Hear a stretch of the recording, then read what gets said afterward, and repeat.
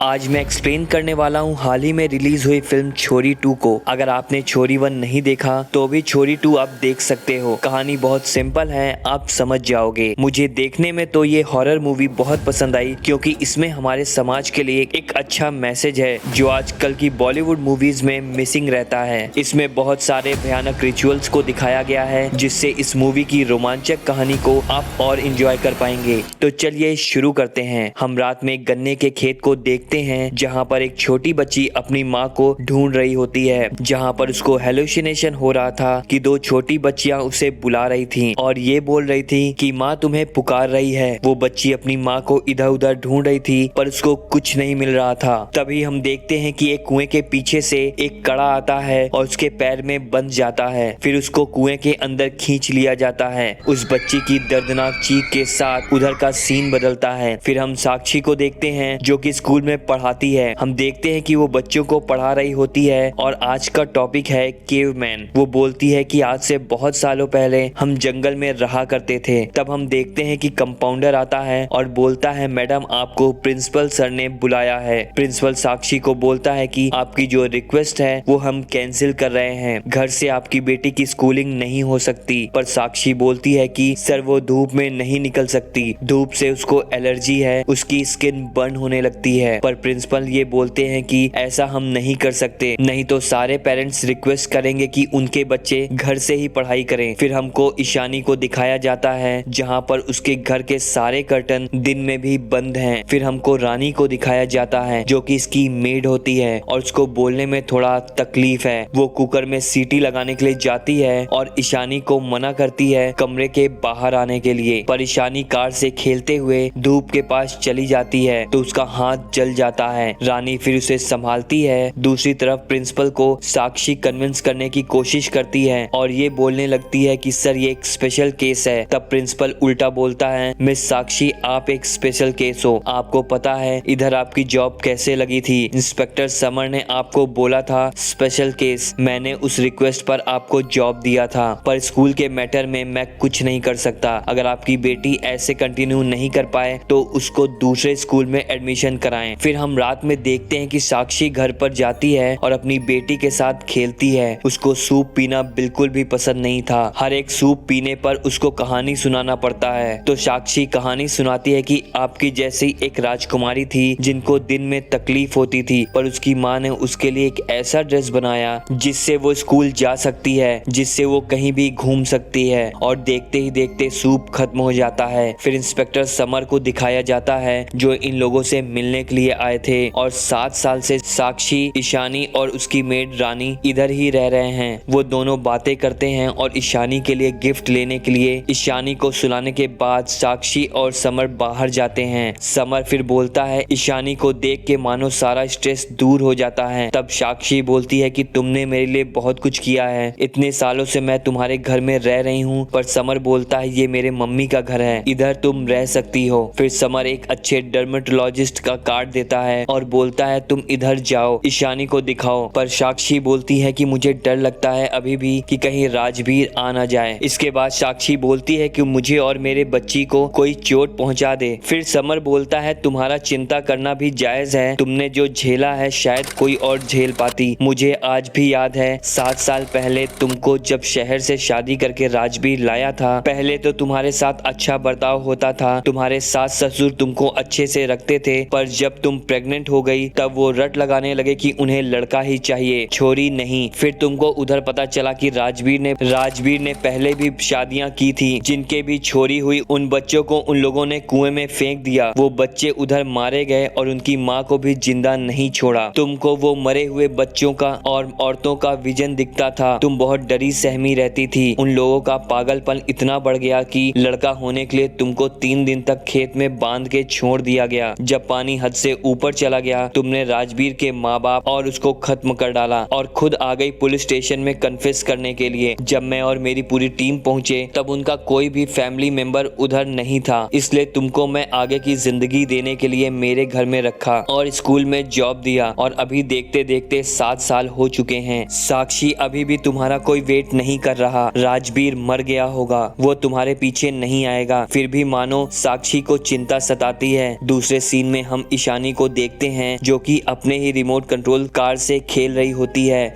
तब ये अचानक से एक डरावनी शक्ल उसके सामने आती है जिससे वो डर जाती है।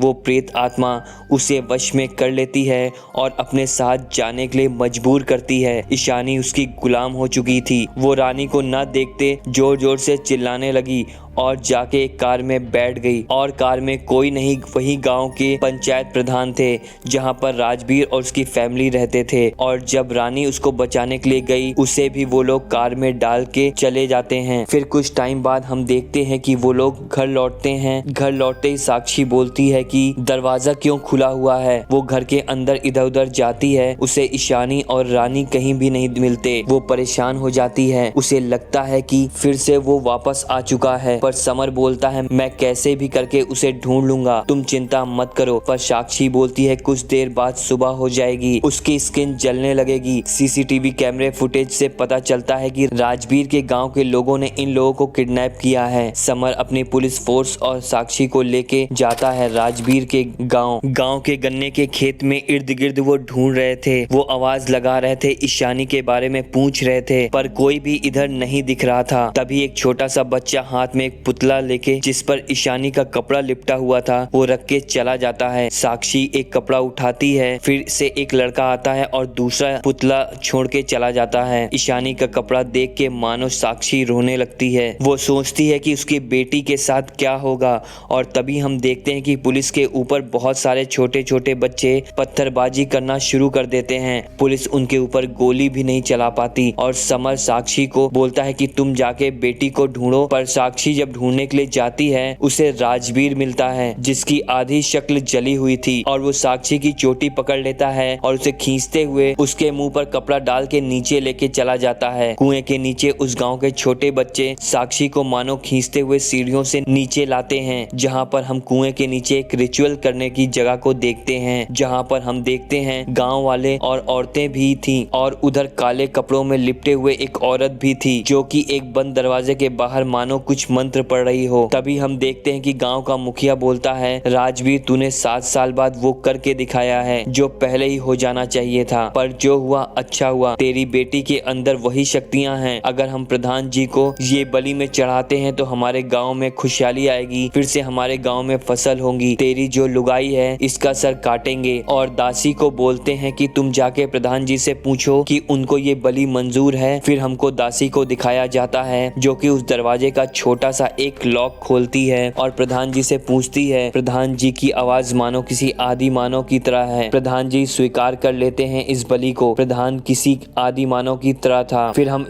हमको ईशानी को दिखाया जाता है जिसका पेट दर्द हो रहा था। पेट दर्द होते टाइम हम देखते हैं कि दासी माँ बोलती है कि तू बड़ी हो चुकी है, तू अब औरत हो चुकी है, मतलब इसको पीरियड आ चुके थे। और ईशानी जिस काल कोठरी में थी जहाँ पर हर लड़की को जलाया गया था उधर राजवीर पहुँचता है। राजवीर साक्षी से बोलता है तू भागी कैसे, और तुझे तो आज मैं सबक सिखाऊंगा। पर साक्षी उसे रिक्वेस्ट करने लगती है कि तू उसका बाप है, उसे बचा ले। देखते हैं कि राजवीर चाबुक निकालता है और अपना पूरा गुस्सा उस पर निकालता है और उसे पीटता है। तभी उधर दासी आती है और ये बोलती है तेरी बच्ची औरत बन चुकी है, समर्पण के लिए वो अभी तैयार है। साक्षी बोलती है वो सिर्फ 7 साल की है, वो कैसे औरत बन सकती है। फिर हमको दिखाया जाता है कि ईशानी को तैयार करा जा रहा है। ईशानी के शरीर में हल्दी लगाया जाता है और उसे तैयार करा जा रहा है प्रधान के लिए। दूसरी तरफ चाबुक के मार से मानो साक्षी मरते मरते बची थी, उसके शरीर में कोई ताकत नहीं बची है। घसीटते हुए कुएं में जाके गिर जाती है। कुएं में पानी था और नीचे लाशें उन औरतों की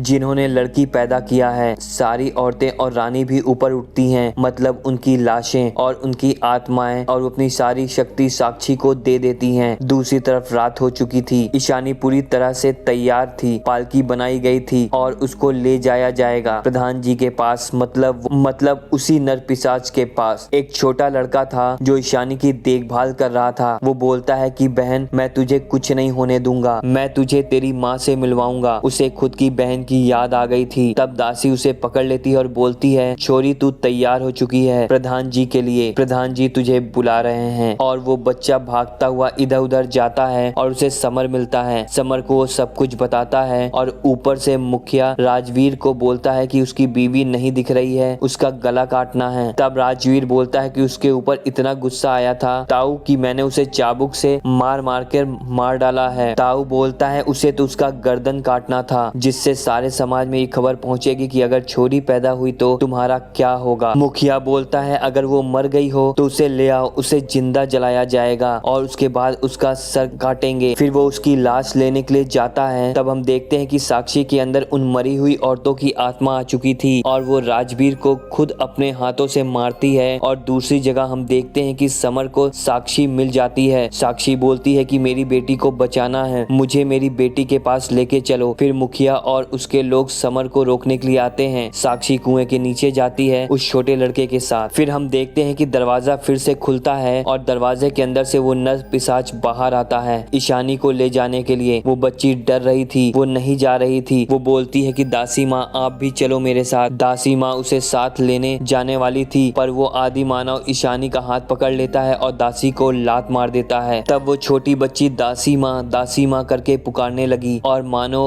उन दासी माँ के मन में भी ममता जाग उठी उस बच्चे के लिए, पर वो है तो दासी, कुछ नहीं कर सकती। दरवाजा बंद हो जाता है और वो फिर से मंत्र पढ़ने लगती है और फिर साक्षी अंदर आती है। दासी माँ पूरी शक्ति लगा देती है साक्षी को रोकने की और साक्षी उसे समझाती है कि ये एक प्रथा है, इसे हम रोक नहीं सकते। पर साक्षी उसकी नहीं सुनती। तूने इससे पहले बहुतों को मारा होगा पर मेरी बच्ची नहीं, मैं उसके लिए किसी भी हद तक जा सकती हूँ। और फिर हम देखते हैं कि साक्षी और उसके साथ मरी हुई औरतें, वो सारे लोग मिलकर इस दरवाजे को खींच रहे थे। दरवाजा खुल जाता है, साक्षी अंदर जाती है, अपनी बच्ची को पहले बचाती है। तभी हम देखते हैं कि साक्षी का रूप लिया हुआ वो नर पिशाच जो कि साक्षी की बच्ची को मैनिपुलेट कर रहा था, पर साक्षी उसे समझाती है कि कुछ नहीं होगा, तुम बाहर चली जाओ। तब वो नर पिशाच साक्षी के ऊपर हमला कर देता है और उस बच्ची को छोटे से बक्से में बंद कर लेता है। और जब साक्षी उस बक्से को खोलती है वो नर पिशाच साक्षी के मुंह पर धूल फेंक देता है, जहां पर साक्षी की शक्तियां कम होने लगती हैं और वो पिशाच ईशानी की रूह अपने अंदर खींचने लगता है, पर साक्षी कुछ भी नहीं कर पा रही थी। तभी हम देखते हैं कि दासी माँ अंदर आती है और अपनी पूरी काली शक्ति लगा के वो उस नर पिशाच को रोक देती है और साक्षी और ईशानी को बाहर लेके चली जाती है। दासी माँ को खुद के पाप प्रायश्चित करने का मौका मिलता है। साक्षी बोलती है कि तुम कभी इसकी औरत नहीं, दासी ही बन के रही और अपने बच्चों का बलिदान दिया और अब नहीं, मैं ईशानी को कुछ भी नहीं होने दूंगी। फिर ये सारे लोग कुएं के बाहर जाने लगे और ईशानी को गाड़ी में बिठाते हैं। दासी माँ और साक्षी भी बाहर आ चुकी थी। कुआं मानो धीरे धीरे टूट रहा था। तभी हम देखते हैं कि कुआं के अंदर से वही बेड़ियां साक्षी के पैर में जकड़ जाती हैं और साक्षी को अंदर खींच रही थी। दासी माँ देख के कुछ भी नहीं कर सकती थी। दासी माँ उसे संभाल लेगी और वो खुद उस राक्षस को खत्म करने के लिए कुएं के अंदर चली जाती है। और इसी के साथ ये मूवी यहीं पर खत्म हो जाती है। इस फिल्म को जिस मोड़ पे खत्म किया गया है, लगता है इसका थर्ड पार्ट जरूर आएगा। अगर आपको ये एक्सप्लेनेशन अच्छा लगा हो तो हमारे चैनल को सपोर्ट करें, तो इस वीडियो को एक लाइक करके हमें सपोर्ट करें और चैनल को सब्सक्राइब करें। मैं आपसे एक और मूवी के एक्सप्लेनेशन में मिलता हूँ।